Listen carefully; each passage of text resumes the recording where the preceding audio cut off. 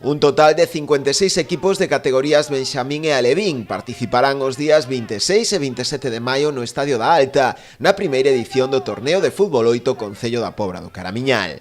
Nel contarase cos mellores clubs de base galegos, incluídos o Celta e o Deportivo, así como outros moitos de renove a nivel nacional, como poden ser o Rayo Vallecano, Valladolid, o Sestao ou o Baracaldo, ou mesmo tamén internacional, coa presenza do Porto de Portugal. O fútbol galego pois está toda élite, entre eles Deportivo, Celta, Lugo, Calasá, Montañeros, Ural da Coruña, Portero 2000, o sea, hai unha representación altísima dos equipos nosos da comunidade.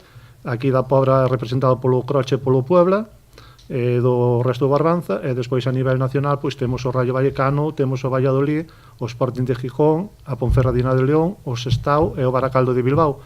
E o que lle dá o carácter internacional é o Porto de Portugal, que tamén ven cas categorías Alevín e Benxamín. O torneo presentado esta mañá xurdiu ademais cun marcado carácter solidario, xa que os beneficios que se obteñan serán destinados á Asociación Española contra o Cancro. Esta ayuda nos va a permitir seguir invirtiendo en investigación, seguir invirtiendo en equipos profesionales y en soporte para esas personas que están sufriendo esta enfermedad que es tan homogénea, y seguir trabajando en prevención, en información y en formación a través de voluntarios como toda la Junta Local de A Pobra y a través de actividades que concuerdan tanto con estos principios como es el deporte. Los hábitos de vida saludable son sin duda una de las mejores prevenciones para cualquier tipo de enfermedad y entre otras también el cáncer. Dende a organización quixeron destacar tamén a boa acollida que está a ter o evento, especialmente nas empresas e negocios hostaleiros que colaboran con el.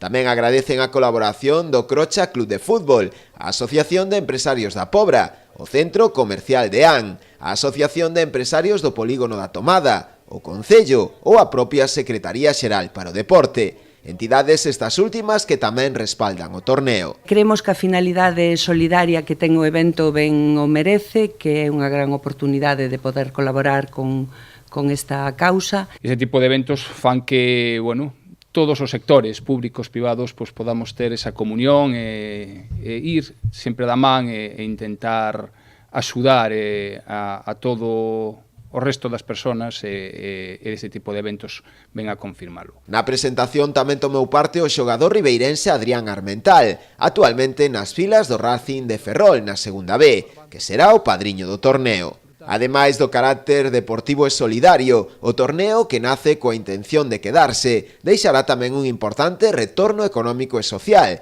xa que esa fin de semana agárdase unha masiva afluencia de xente á comarca.